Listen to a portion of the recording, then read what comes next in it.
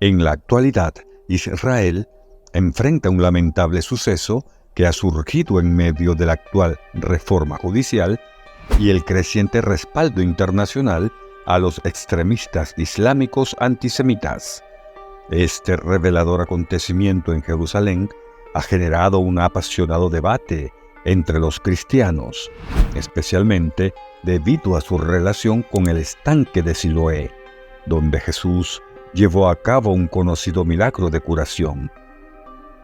¿Cuál es exactamente este perturbador descubrimiento y cómo afectará las perspectivas mundiales sobre los eventos históricos registrados en la Biblia? Acompáñanos mientras exploramos las razones detrás de este inquietante incidente en Jerusalén, que inquieta a la comunidad cristiana. Durante su estancia en la tierra, Jesús realizó numerosos milagros, desde convertir agua en vino en las bodas de Caná, hasta alimentar a la multitud con unos pocos panes y peces.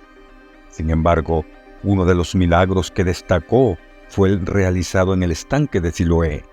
Según el Nuevo Testamento, Juan 9:7 y 11:1-12, Jesús curó a un hombre ciego de nacimiento en este estanque, demostrando su autoridad divina y su capacidad para realizar curaciones milagrosas.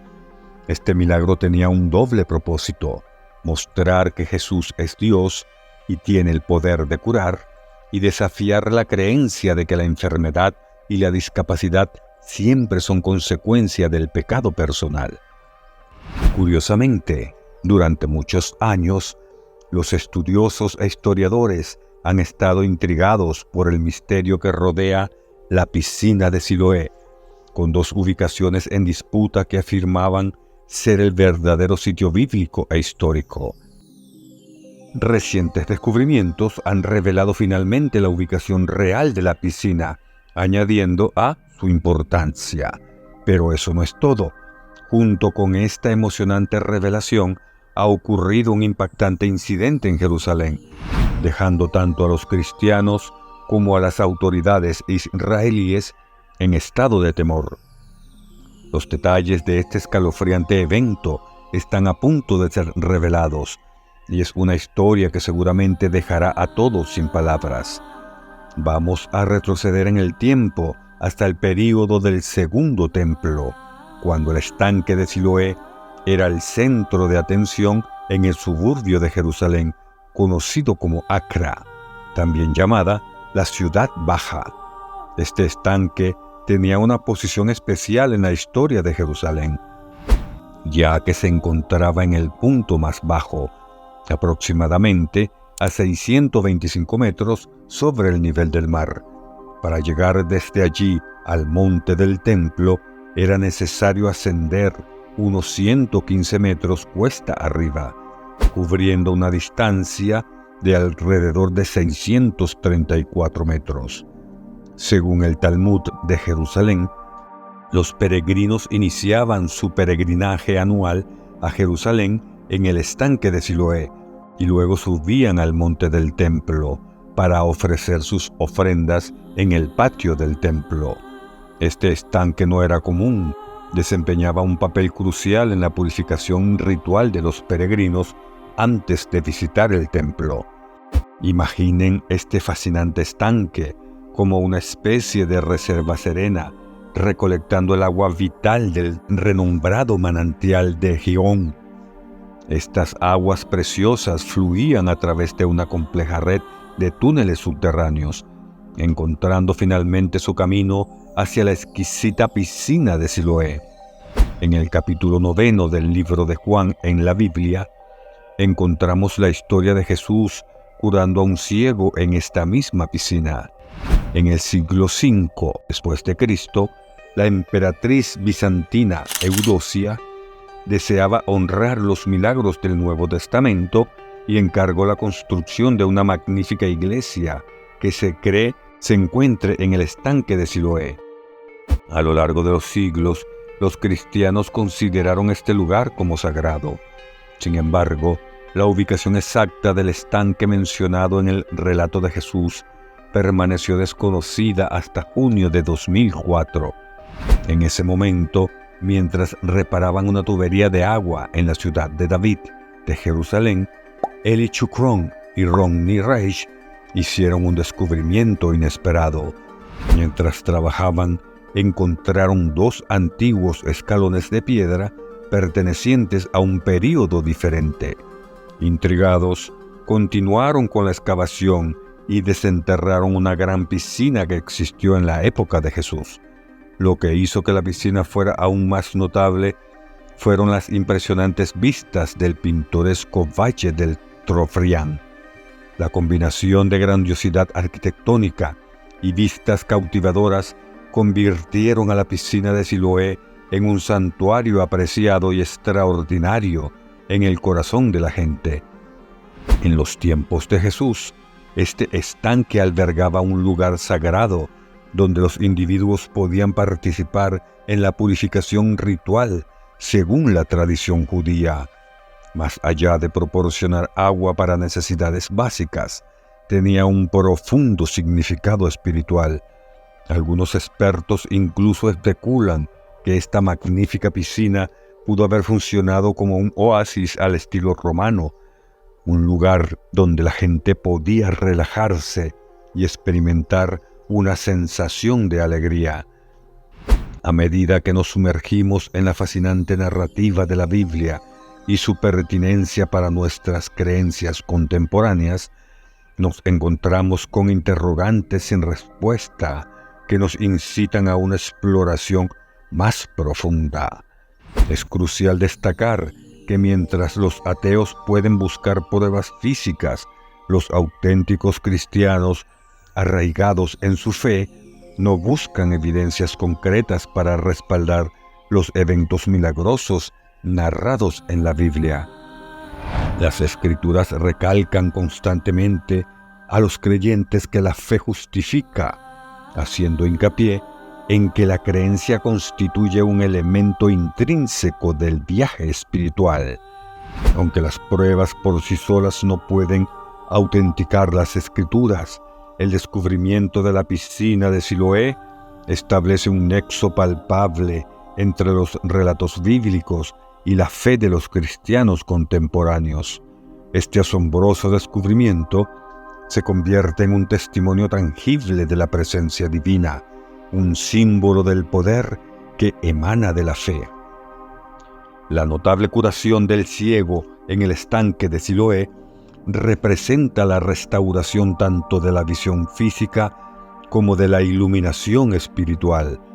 A través de este profundo encuentro, el individuo reconoce a Jesús como el Mesías y el Salvador de toda la humanidad. En la teología cristiana, el agua frecuentemente simboliza la purificación y el renacimiento. En consecuencia, el estanque de Siloé se considera también un emblema del bautismo, un rito sagrado en el cual los creyentes se purifican de sus pecados y emprenden una nueva vida espiritual, experimentando un renacimiento del alma que los transforma. El estanque de Siloé adquiere una inmensa importancia al entrelazarse con diversas narrativas bíblicas, siendo la piedra angular de la comprensión y práctica de la fe cristiana, ya que sus aguas encierran verdades históricas y espirituales. Al mismo tiempo, mientras los ateos buscan pruebas, los seguidores de la fe avanzan gracias al poder de la creencia. Al explorar el pasado y desenterrar los tesoros de la fe, la piscina de Siloé emerge como un testimonio vivo que representa la presencia de Dios y la fe inquebrantable de los creyentes.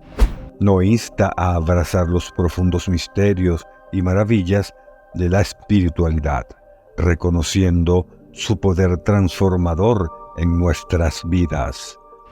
La piscina de Siloé posee una significancia que trasciende su funcionalidad práctica. Proyecta una luz brillante sobre las antiguas costumbres y sirve como un vínculo palpable con las historias sagradas inscritas en los textos religiosos. Sin embargo, es imperativo reflexionar sobre el origen de este estanque extraordinario y el viaje que condujo al reciente e inquietante incidente en Israel. Los orígenes del estanque de Siloé se remontan al venerado manantial de Gihón, la fuente principal de agua dulce de Jerusalén. El rey Ezequías tomó medidas decisivas para asegurar el suministro de agua y fortificar la ciudad contra ataques enemigos. Bajo su liderazgo, se construyó el túnel de Ezequías, que desvió las aguas vitales hacia el suroeste de la antigua ciudad de David. Antes, las aguas serpenteaban hacia el valle del Cedrón, pero con la construcción del túnel, se convirtieron en una fuente fiable de sustento para el pueblo de Jerusalén. Textos antiguos y un grabado descubierto en 1880, cerca de la piscina de Siloé, describen esta transformación, añadiendo una capa adicional de intriga a su historia.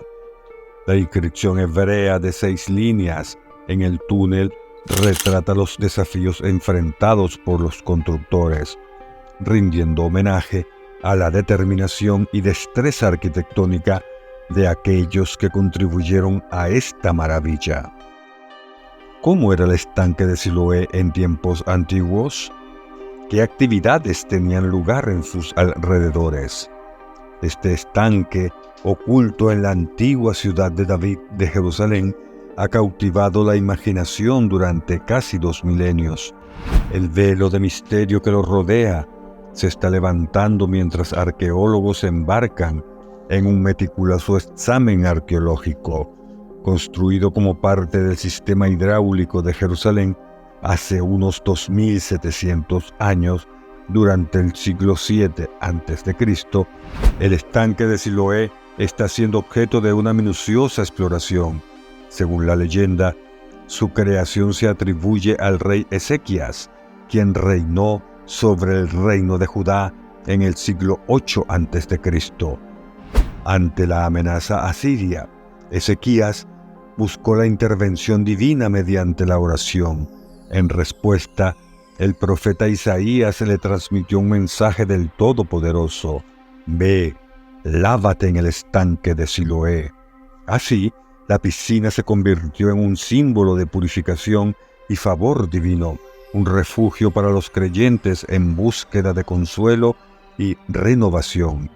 Este reciente hallazgo acerca de Jesús tiene el potencial de reconfigurar la narrativa histórica que rodea su vida. Tras su fallecimiento, numerosos aspectos de su historia se volvieron inciertos, dado que nuestra comprensión se basa principalmente en los relatos presentes en las Sagradas Escrituras. No obstante, recientemente arqueólogos han llevado a cabo un descubrimiento significativo debajo de la tumba de Jesús, que podría arrojar nueva luz sobre lo que Jesús comunicó antes de su muerte. La cuestión clave es: ¿qué descubrieron estos arqueólogos bajo la tumba de Jesucristo? Es posible que hayan encontrado un mensaje secreto que Jesús transmitió justo antes de su fallecimiento.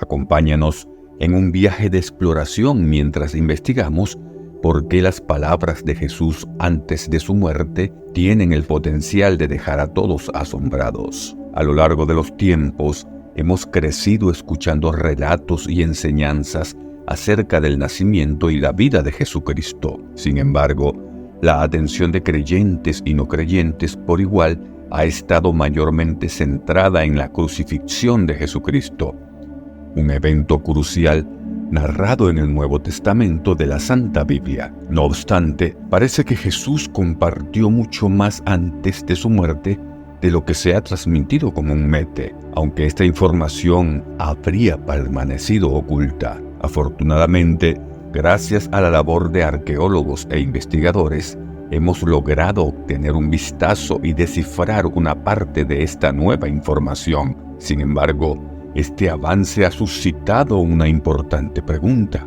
¿qué grado de certeza existe respecto a que esta tumba sea la auténtica en la que Jesús fue sepultado tras su fallecimiento? La tumba de Jesucristo es reconocida como uno de los sitios más sagrados en todo el mundo, pero a lo largo del tiempo ha habido varias controversias acerca de su ubicación exacta. 3 tumbas de Jerusalén se han propuesto como posibles lugares de sepultura de Jesús: la tumba de la familia Talpiot, la tumba de la huerta, también conocida como la tumba de Gordon, y la iglesia del Santo Sepulcro. La tumba de la familia de Talpiot ganó notoriedad en 1980 y se hizo aún más conocida tras aparecer en un documental del 2007 titulado La tumba perdida de Jesús. Sin embargo, las evidencias presentadas en el documental han sido refutadas desde entonces. Además,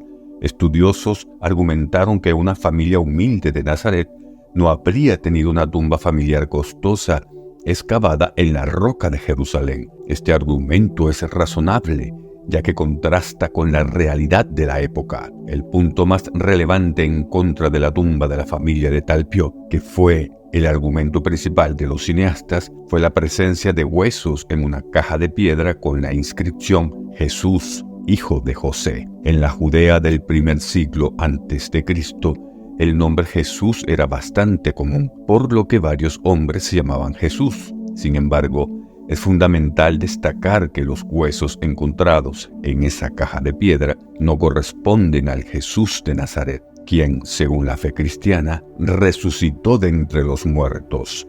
La segunda posibilidad es la tumba de la huerta, descubierta a finales del siglo XIX, cuando el general británico Charles Gordon señaló un montículo cercano que se asemejaba a una calavera. Según las Sagradas Escrituras, Jesús fue crucificado en un lugar conocido como la calavera, Juan 19:17, por lo que Gordon creyó que había localizado el sitio de la crucifixión de Jesucristo. La tumba del huerto, que en la actualidad es un destino turístico muy visitado, se encuentra efectivamente en un jardín, de manera análoga a la tumba de Jesús, la cual ahora está situada fuera de los muros de Jerusalén. Es relevante destacar que la muerte y el entierro de Jesús tuvieron lugar más allá de las murallas de la ciudad, como se menciona en Hebreos 13:12. Sin embargo, expertos han señalado que la iglesia del Santo Sepulcro también habría estado ubicada fuera de las puertas de la ciudad, hasta que las murallas de Jerusalén se expandieron en el período entre el 41 y el 44 a.C. No obstante, una cuestión importante en relación con esta tumba es la disposición misma de la tumba y sus características. Además, las características de otras tumbas en la región indican claramente que esta tumba fue tallada alrededor de 600 años antes del nacimiento de Jesucristo. Los eruditos consideran altamente improbable que la tumba del huerto fuera de nueva construcción en el momento de la muerte y el entierro de Jesús. La tercera posibilidad es la iglesia del Santo Sepulcro, que ha sido consistentemente destacada por arqueólogos como el sitio con las pruebas más auténticas y convincentes. Las pruebas arqueológicas sugieren que esta área era un cementerio judío ubicado fuera de las murallas de Jerusalén en el primer siglo. Eusebio, un escritor del cuarto siglo, registró la historia de la iglesia del Santo Sepulcro y mencionó que el emperador romano Constantino envió una delegación a Jerusalén en el año 325 después de Cristo con el propósito de identificar el sitio de enterramiento de Jesús. La tradición local de esa época sostenía que la tumba de Jesús se encontraba bajo un templo construido por el emperador romano Adriano